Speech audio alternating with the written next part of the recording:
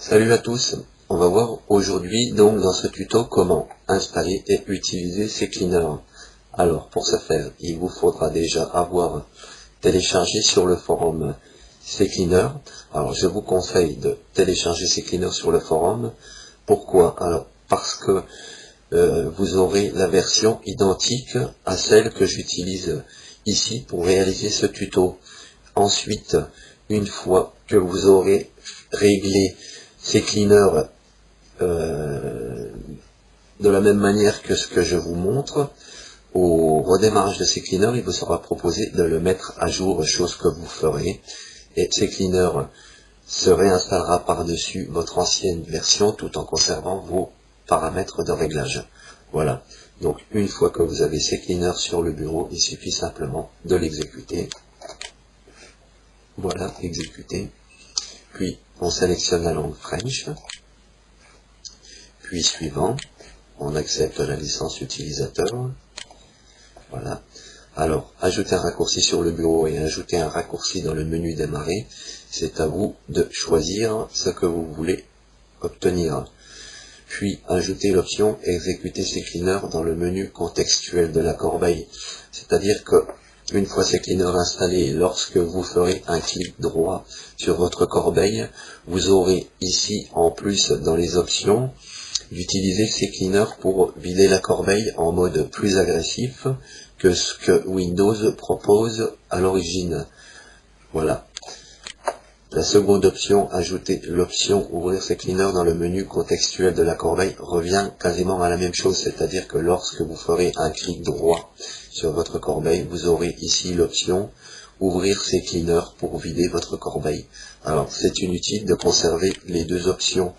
Vous pouvez en décocher l'une ou l'autre. Moi, je préfère utiliser directement CCleaner dans le menu contextuel de la corbeille plutôt que de l'ouvrir pour arriver à la même chose. Donc, je décoche ajouter l'option ouvrir CCleaner, puis je clique sur installer. Voilà. Une fois l'installation terminée, ici, nous décochons lancer CCleaner. Nous cochons, pardon, lancer CCleaner V3, puis fermer. Ici, nous avons bien CCleaner sur le bureau, fermé. Voilà, nous arrivons sur la fenêtre générale de CCleaner. Alors, nous allons commencer directement par le configurer. Alors, nous nous rendons dans l'onglet Options. Dans l'onglet Options, nous avons l'onglet Paramètres. Voilà, alors, l'onglet Paramètres, c'est ce que nous venons de réaliser à l'installation de CCleaner. Nous avons choisi la langue française. Nous avons choisi d'ajouter CCleaner dans le menu contextuel de la corbeille. Puis ici, nous avons également coché rechercher automatiquement les mises à jour. Alors ce que je vous disais, ici nous pouvons sélectionner la méthode à utiliser pour nettoyer nos disques durs en mode plus agressive que ce que Windows nous propose à l'origine. Donc ici, il suffit simplement de cocher effacement sécurisé, cocher effacement sécurisé lent, et dans le menu déroulant en dessous, de choisir la méthode DOD 5220 en 3 passages. Voilà. C'est pas la peine d'aller chercher des méthodes plus agressives. Ça aura pour résultat de ralentir votre PC. Et voilà. Sur la petite fenêtre du dessous, on sélectionne les disques durs que l'on souhaite nettoyer. Ici, moi j'ai sélectionné donc mon disque local plus mes disques personnels, mes disques durs externes personnels. Voilà. Ici, nettoyer l'espace libre de la MFT. Alors, je vous conseille de décocher cette case pour l'instant. C'est une case à n'utiliser que si par exemple vous décidez de formater votre PC pour réinstaller votre système d'exploitation. Voilà. Nous passons à l'onglet Cookies.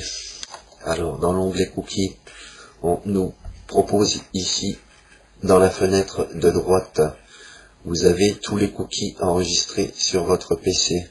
Dans la fenêtre de gauche, vous avez tous les cookies qui seront conservés lors de l'effacement de ces cookies avec CCleaner. Alors, les cookies, qu'est-ce que c'est les cookies? Ce sont des petits fichiers texte qui sont conservés sur votre PC et dans votre navigateur, en fait, pour vous reconnaître lorsque vous visitez des sites que vous avez déjà visités auparavant. Par exemple, si vous avez des sites préférés là où vous devez saisir un login et un mot de passe, il est bon de justement conserver ces cookies et de les glisser dans la fenêtre de droite, ce qui vous permettra de ne pas avoir à les ressaisir à chaque fois que vous utiliserez ces cleaners, de ne pas avoir à les ressaisir lorsque vous retournerez sur vos sites favoris. Je vais vous montrer. Donc, pour les sélectionner, il suffit simplement de cliquer dessus, puis à l'aide, si vous souhaitez en conserver plusieurs à l'aide de la touche contrôle, de cliquer sur les suivants que vous souhaitez conserver. Voilà. Voilà. Puis, une fois que vous les avez sélectionnés, il suffit simplement de cliquer sur la petite flèche qui va les glisser dans la fenêtre de droite, ici. Voilà. Pour ce qui est des cookies. Maintenant, inclure. Alors, inclure, sélectionner les fichiers et dossiers que CCleaner nettoiera, en plus de ce qui est censé nettoyer au départ. Alors, normalement, il n'y a rien à rajouter dans cette fenêtre. Exclure, c'est pareil. C'est les fichiers que vous souhaitez exclure du nettoyage de CCleaner. Alors, normalement, c'est pareil. Il n'y a rien à y mettre. Puis, l'onglet avancé. Alors, l'onglet avancé, ici, il n'y a rien à toucher également. Il suffit simplement de laisser cocher tel quel.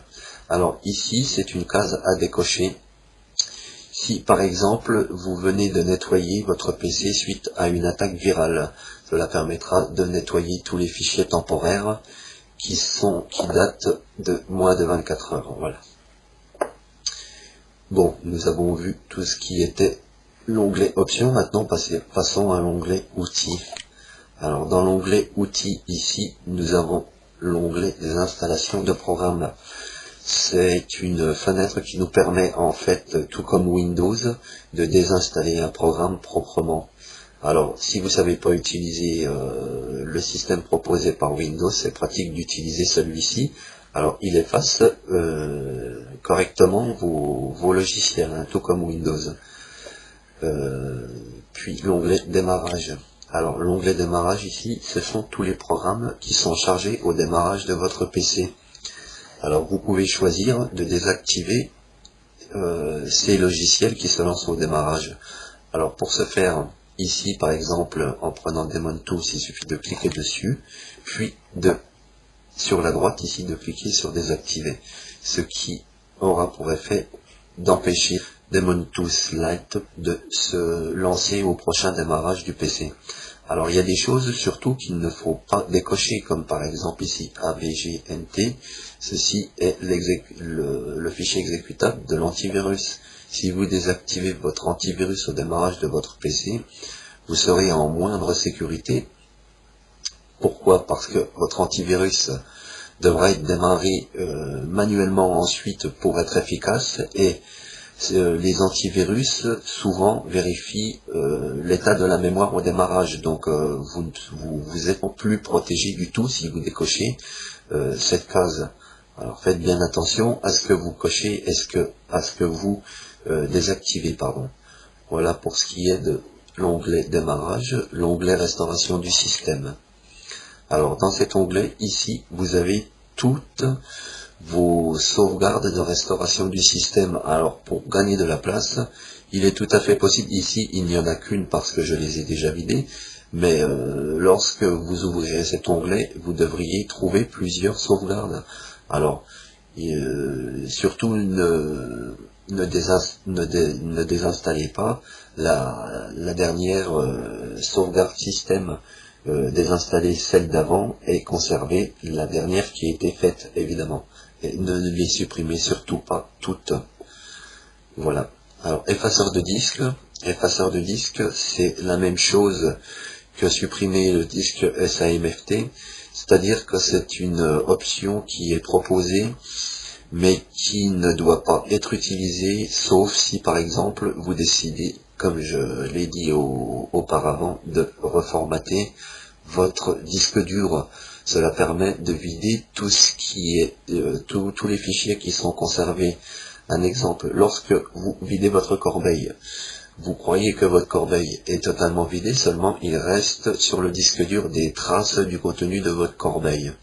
Alors si cette option-là va permettre en fait de vider complètement les traces qu'il reste sur le disque dur. Voilà, c'est à ne surtout pas toucher, sauf pour des occasions tout à fait spéciales.